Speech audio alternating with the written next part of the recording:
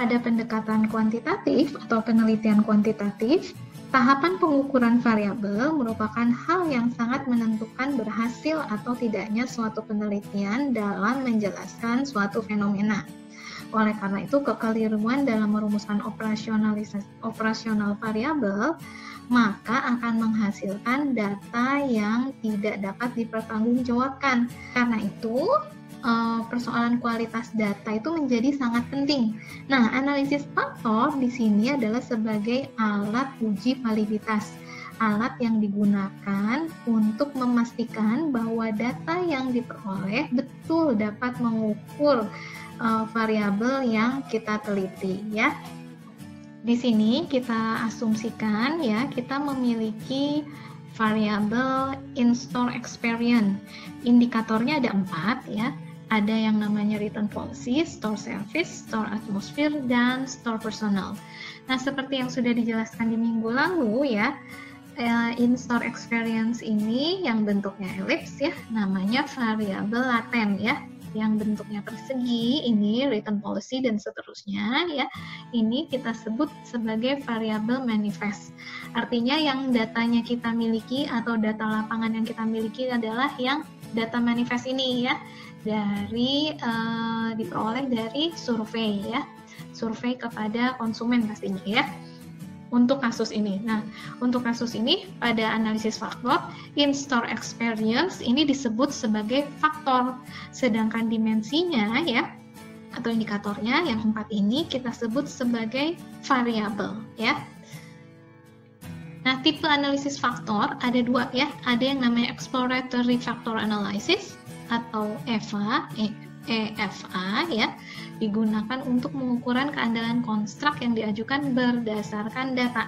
Kata kuncinya adalah kalau EFA itu berdasarkan data ya. Kemudian ada yang namanya confirmatory factor analysis atau CFA ya, digunakan untuk mengkonfirmasi kecocokan faktor yang dihipotesiskan dengan data yang diamati, yaitu sampelnya di sini ya.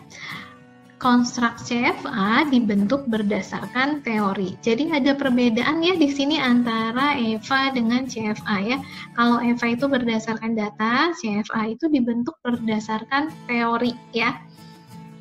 Tipe analisis faktor untuk CFA adalah analisis faktor yang digunakan dengan tujuan untuk menguji atau mengkonfirmasi secara empiris model pengukuran atau model dari tadi kita sebut variabel manifest ya. Betulkah variabel manifest ini dapat membentuk faktor atau variabel laten yang diteliti ya.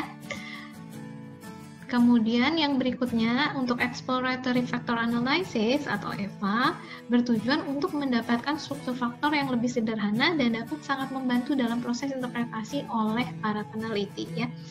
Kapan kita menggunakan CFA dan EVA itu tergantung dari tujuan penelitian dan tipe penelitian yang akan kita lakukan ya. Desain penelitian analisis faktor. Nah, analisis faktor ini biasanya dilakukan untuk variabel metrik. Masih ingat ya variabel metrik itu apa? Variabel numerik biasanya menggunakan skala pengukuran interval atau rasio ya. Ukuran sampelnya berapa? Ukuran minimal adalah 50 ya. Ukuran idealnya sekitar 10 ya per dimensi gitu.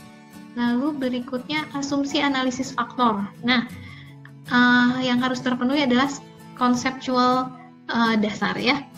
Analisis faktor ini harus memiliki landasan konseptual yang kuat untuk mendukung asumsi konstruk yang diajukan.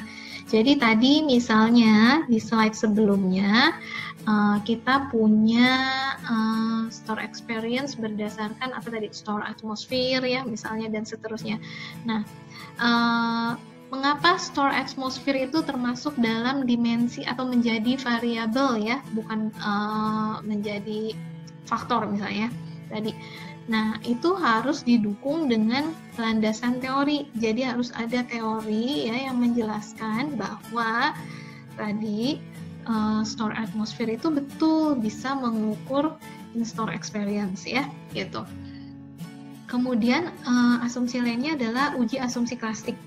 Jadi data yang akan diolah atau data yang akan kita lakukan analisis faktor ini harus terbebas dari masalah heteroskedastisitas dan multikolinearitas. Demikian penjelasan dari analisis faktor.